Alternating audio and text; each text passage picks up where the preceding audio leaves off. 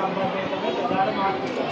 ඕනෝන රෝග ගැන මෙච්චර කතා කරන්න හේතුව ලංකාවේ ගත්තත් ලෝකෙ ගත්තත් 70ක් විතර ඕනෝන රෝග වලින් මැරෙනවා මරණයට පස්සේ. ඉතින් ඒක නිසා අපි ඕනෝන රෝග වළක්වා ගන්න නම් ඉවරදී මොනවද සාමාන්‍ය කෙනෙක් ආහාර ගන්න ඕනේ කොහොමද? මේක තියෙන්නේ අපි සාමාන්‍යයෙන් ගොඩාක් ගන්න කාබෝහයිඩ්‍රේට් වල වැඩිපුර ආහාරයට ගන්න.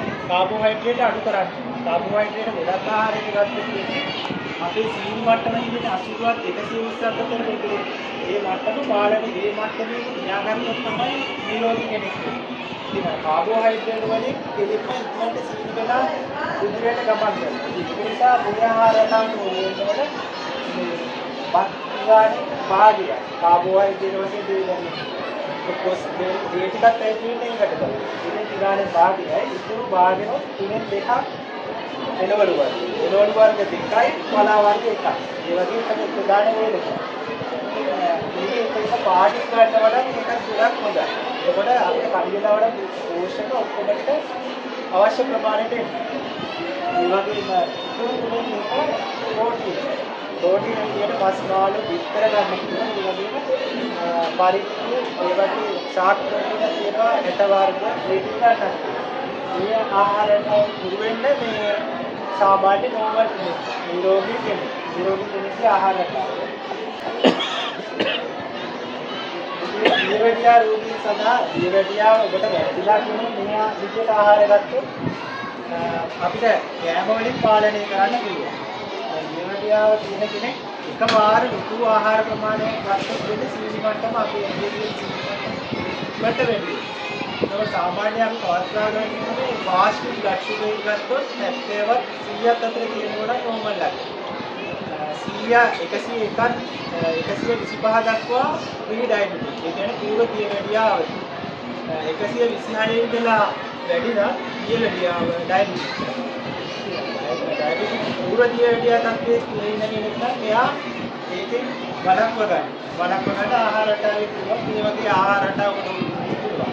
මොකද ප්‍රී ඩයබටික් කෙනෙක් නම් ඩයබටික් කෙනෙක් නම් එයා ඒක පාලනය කරගන්න. මේ පාලනය කරන්න හේතුව සංකූලතා ගොඩක් තියෙනවා. දියවැඩියාවේ සංකූලතාව කියන්නේ දියවැඩියාව කියන මලකඩයක් වෙන රෝගයක්. කියන්නේ ඒකේ තව රෝග ගණනාවක් හැදෙන්න පුළුවන්.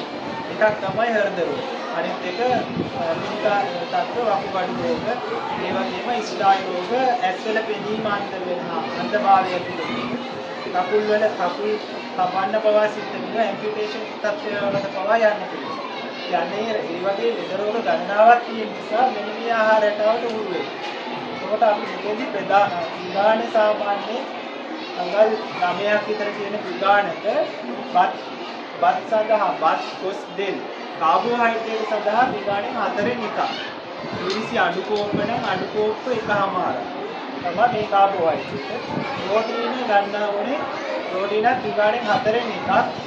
මස් මාළු පිළිබි විතර ඒ ඔක්කොම ටික දාලා එතකොට අපි මස් මාළු ගත්තොත් මස් නම් මාළු නම් පිළිපෙටි සයිස් සාමාන්‍ය කෑලිනක් දෙකක් තුනක් ඒවා. විතරයක් වගේ ආහාරයට ගන්නට ගමන. ඒ වගේම ඉතුරු භාගෙම එළවලු වල. එළවලු ගත්තට පස්සේ එළවලු වලින් ඉක්මනට මේ රුධිරයට සීනීලා යන ප්‍රමාණය අඩුයි. ඒකෝන කණික ලවණ පෝෂක ඔක්කොම ටික එළවලු වර්ග ටිකයි පලා වර්ග ටිකයි විදිහට ගන්නවා නම් ඒ වගේම විවිධ පාටින් ගන්නවා නම් අපිට ඔක්කොම පෝෂණය ලැබෙනවා. ඉතින් මේ ආහාර රටාව නෙවෙන්නේ ඒකෙන් වාරේ දිවඩිය පාලනය කර ගන්න පුළුවන්. මෙහෙත් ගන්නවා නම් අනිවාර්යෙන් මෙහෙත් ගන්න ඕනේ දෙකටම. මෙහෙත් ගන්න එක කාලයක් මේ ආහාර රටාවට උරු වෙලා ආයි ෆාස්ටික් බ්ලඩ් ෂුගර් එක. නැත්නම් HbA1c පරීක්ෂණය. ඒ වගේ පරීක්ෂණයක් කරලා බලලා ඒක වැඩි නම් විතරක් අපි අඩු නම් විතරක් තමයි මේ බෙහෙත් අඩු කරන්නේ. ඒක ප්‍රමාණිකූලව පාලනය කරගෙන යන්න. ඒක තමයි කියන්න තියෙන්නේ මේ ප්‍රශ්නයක් මොනවද කියනවා